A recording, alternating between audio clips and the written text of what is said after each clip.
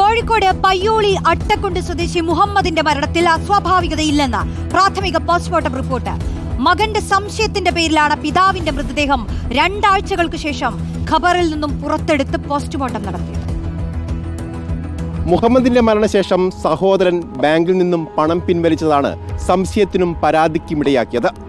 കുടുംബങ്ങൾക്കിടയിലെ അഭിപ്രായ ഭിന്നതയും പരാതിക്ക് കാരണമായി.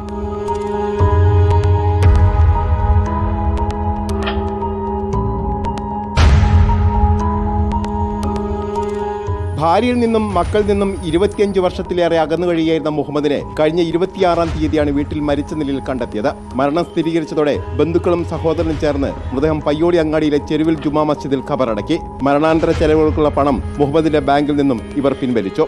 ഇതോടെ പിതാവിന്റെ മരണത്തിൽ സംശയമുണ്ടെന്നും അന്വേഷണം നടത്തണമെന്നും ആവശ്യപ്പെട്ട് മകൻ മുഫീദ് പോലീസിനെ സമീപിച്ചു. എങ്ങനെ മരിച്ചതെന്ന് മാത്രം അറിയാം. എന്താ പറ്റിയ കുറേ സംശയങ്ങളൊക്കെ ഉണ്ട്.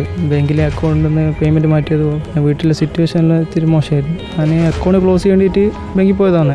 അപ്പോഴാണ് അറിയുന്നത് അക്കൗണ്ടിൽ നിന്നൊരു ഭീമമായ സംഖ്യ വേറെ അക്കൗണ്ടിലേക്ക് മാറിയിരിക്കുന്നു. മരിച്ച 26-നാണ് മരിച്ച 27-ാം തീയതിയാണ് അക്കൗണ്ടിലേക്ക് പേയ്മെന്റ് മാറുന്നത്. ഉമ്മയായിട്ട് പ്രശ്നമുള്ളൂ. ഉമ്മയായിട്ട് ഡിവോഴ്സ് ആയിക്കില്ല. Medical college forensic surgeon doctor Sanjay P, RDO Anwar Sadath P, Payyoli police inspector Sajeesh AK എന്നിവരുടെ നേതൃത്വത്തിലാണ് ഖബറടക്കിയ മൃതദേഹം പുറത്തെടുത്ത് ഇൻക്വസ്റ്റും പോസ്റ്റ്മോർട്ടവും നടത്തിയത്.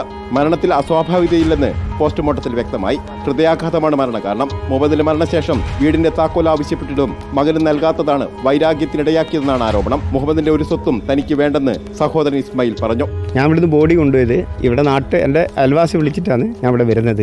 എന്നോട് പറഞ്ഞ് നിന്റെ ജ്യേഷ്ഠനുണ്ട് അവിടെ കുഴഞ്ഞു വീണിട്ടുണ്ട്, ഒരു 11-11 മണിയായിട്ടുണ്ടാവും. അങ്ങനെ ഇവിടെ വന്ന് നോക്കുമ്പോൾ ഇവിടെ വാതിലൊക്കെ തുറന്നിട്ട് അവിടെ പായലിങ്ങനെ കിടന്നിരിക്കും. അത് നിസ്കരിച്ചുകൊണ്ടിരിക്കുന്നു. അങ്ങനെ മരിക്കാൻ ചാൻസ്. ആരോപണത്തിന് കാരണം എന്ന് വെച്ചാൽ അവനിപ്പം സ്വത്ത് കൊടുത്തില്ല എന്നുള്ള എനിക്ക് തോന്നുന്നത്. കാരണം എൻ്റെ വീട്ടിൽ ഈ മരണം കഴിഞ്ഞ് 4-ാമത്തെ ദിവസമാണ് ഈ ചടങ്ങ് നടക്കുന്നത്. മരിച്ച സമയത്ത് ഇവനെ ബന്ധപ്പെട്ടപ്പോൾ ഇവൻ ഗൾഫിലാണെന്ന് അറിയാൻ കഴിഞ്ഞത്. ഈ വീട്ടിൻ്റെ ചാവിയെന്ന് വേണമെന്ന് ചടങ്ങ് നടക്കുന്ന ഉച്ചക്ക്. അപ്പോൾ പറഞ്ഞ് സ്വാഭാവികമായിട്ട് ഇത് കഴിയട്ടെ, എന്നിട്ട് നമുക്ക് നോക്കാമെന്ന് പറയും. അതിൻ്റെ 2 ദിവസം മുന്നേ ഇവൻ്റെ ഭാര്യയും ഇവൻ്റെ സഹോദരി ഈ വീട്ടിൽ വന്ന് കണ്ടുപോയതാണ് വീടൊക്കെ. പരാതി നൽകുന്നതിന് മുമ്പ് പ്രശ്നപരിഹാരത്തിന് ശ്രമം ഉണ്ടായില്ലെന്ന പരാതിയും ഉയർന്നു. നമുക്ക് അതിനെപ്പറ്റി നിശ്ചയം എന്താണെന്ന് നമുക്കറിയില്ല. കാരണം ഇത് പൈസ എടുത്തോ ഇല്ലയോ എന്നുള്ളത് പറയുന്നുണ്ടെന്നല്ലാണ്ട് നമ്മളെ ആ ബാങ്ക് സ്റ്റേറ്റ്മെന്റ് ഒന്നും കണ്ടിട്ടല്ല പറയുന്നത്. നമുക്കറിയില്ല. ഇവൻ കണ്ടിട്ടുണ്ടോ നമുക്കറിയില്ല. അല്ലെങ്കിൽ ഊഹിച്ച് കൊടുത്ത പരാതിയാണോ എന്നതും മനസ്സിലായില്ല.